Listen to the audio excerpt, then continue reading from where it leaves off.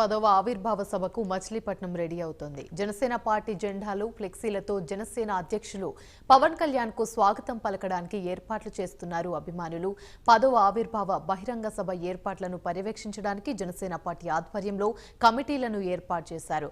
రాష్ట్ర వ్యాప్తంగా జనసేన పార్టీ నాయకులు, కార్యకర్తలు మచిలీపట్నం చేరుకుంటున్నారు.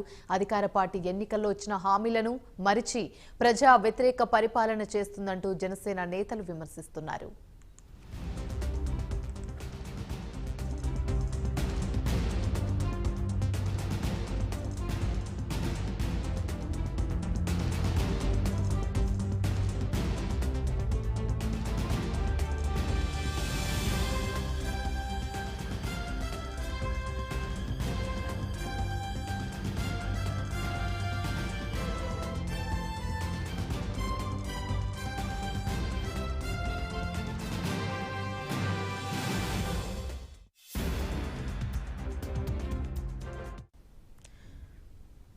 జనసేన పార్టీ 10వ ఆవిర్భావ సభకు మచిలీపట్నం రెడీ అవుతుంది. జనసేన పార్టీ జెండాలు, ఫ్లెక్సీలతో జనసేన అక్కడున్న వారందరూ కూడా అధ్యక్షుడు పవన్ కళ్యాణ్ కి అయితే స్వాగతం పలకడానికి ఏర్పాట్లు చేస్తున్నారు. ఇక ఇదే అంశానికి సంబంధించి మరిన్ని వివరాలు మా ప్రతినిధి సాగర్ అందిస్తారు.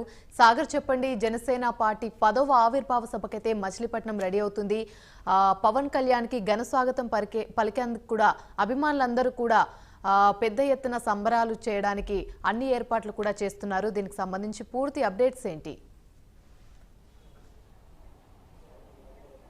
Good morning Yamini. మచిలీపట్నం నియోజకవర్గం జనసేన పార్టీ జెండాలు, ఫ్లెక్సీలతో ముస్తాబవుతుందని చెప్పుకోవచ్చు. ప్రస్తుతం మనం మచిలీపట్నం జనసేన పార్టీ ఆఫీస్లో ఉన్నాం. అసలు మచిలీపట్నం నియోజకవర్గానికి సంబంధించి అభివృద్ధి కానీ ఇక్కడ మంత్రులుగా చేసిన వాళ్ళు ఉన్న నేపథ్యంలో ఏ విధంగా ఉందనేది ఒకసారి మాట్లాడించే ప్రయత్నం చేద్దాం. చెప్పండి, ఇక్కడ మచిలీపట్నం నియోజకవర్గ అభివృద్ధి ఎలా ఉంది? ఎన్నికల హామీలు ఏ విధంగా ఉన్నాయి?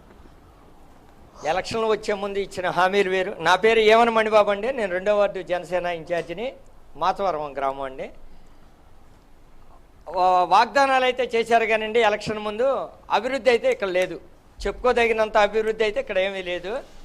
ఏంటంటే పదవులు రాగానే 4 రాళ్ళు వెనకేసుకుంటున్నారు. ఏ మంత్రి అయినా ఒక్కసారి అవకాశం వచ్చిందనుకోండి, అవకాశం రాగానే ఏం చేస్తున్నారంటే ఒక 10 తరాలకు సరిపడగా ఆస్తులు కూడబెట్టుకుంటున్నారే తప్ప ఇక్కడ బందర అభివృద్ధి మాత్రం కుంటుపడిపోయి ఉందనే చెప్పాలి.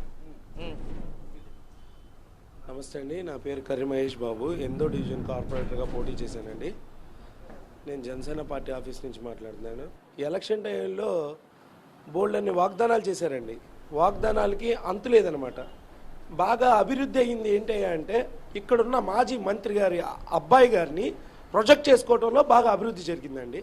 2, ఇక్కడ ఎక్కడ ఖాళీ స్థలాలు ఉంటే అక్కడ కబ్జాలు చేసుకోవటం. 2, ఆ శ్మశాన వాటికలు కూడా స్థలాల్ని గోడలు కట్టామని చెప్పి, అవి చేసామని చెప్పి, ఈ చేసామని చెప్పి ఆ స్థలాలు కూడా తగ్గించేసి పక్కన కబ్జాలు చేసుకుని వాళ్ళ రోజున వైసీపీ ప్రభుత్వం వాళ్ళు చేస్తున్నారండి. వీటిలన్నిటి మీద కృష్ణా జిల్లాలో ఎక్కడ చూసినా ప్యాకాట్లు, పెడన నియోజకవర్గం చూసుకుంటే మొత్తం ప్యాకాట్ల మీద నడుస్తుందండి. ఎక్కడ చూసినా ప్యాకాట్లు. ఒకటే లేదండి మన ఏపీకి ప్రజెంట్ ఇప్పుడున్న సీఎం గారి పరిపాలనలో వ్యభిచారం ఒకటి లేదండి. అది కూడా వచ్చేస్తే ఇంకా సూపర్గా ఉంటుంది అనమాట. ప్రజెంట్ మన బందర్లో ఇంతవరకు ఏ కాలేజీ దగ్గరికి వెళ్ళా ఎట్లాంటి డ్రగ్స్ కావాలన్నా చక్కగా దొరుకుతున్నాయండి. ఈ రేపు రాబోయే యువతని బంగారు భవిష్యత్తు వేయాల్సింది నాశనం అయ్యే భవిష్యత్తు వేస్తున్నారండి. అలా ఉందండి. 30 ఏళ్ళ నుంచి 2 కుటుంబాలు పాలిస్తున్నాయండి. ఇక్కడ మంత్రులుగా చేశారు, అన్నీ చేశారు. మన బందరికి పోర్టు వస్తుంది.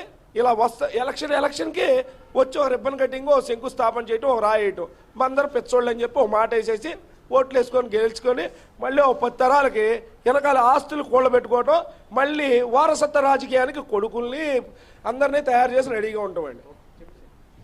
నా పేరు మొహమ్మద్ బాషా అండి, 10వ డివిజన్ ఇన్ఛార్జ్ మరాస్పేట అండి. అభివృద్ధి అంటున్నారు, బందరికి కాదు కదండి, స్టేట్కి అభివృద్ధి లేదు. సీఎం జగన్ గారు ఇచ్చిన వాగ్దానాలను బట్టి ఒక్క వాగ్దానం ఆయన కూడా నెరవేర్చలేదు. ముస్లింస్కి ఇస్లామిక్ బ్యాంక్ అన్నారు, మైనార్టీస్కి వచ్చేటప్పటికేమో దుల్హం పథకం అన్నారు. ఈ పథకాలన్నీ తీసుకొచ్చి ఈ పథకం నుంచి డబ్బులు తీసుకొచ్చి వేరే వాళ్ళకి వేయడం, వాళ్ళలో తీసుకొచ్చి వేరే వాళ్ళకి వేయడం తప్ప. Thank you Sagar.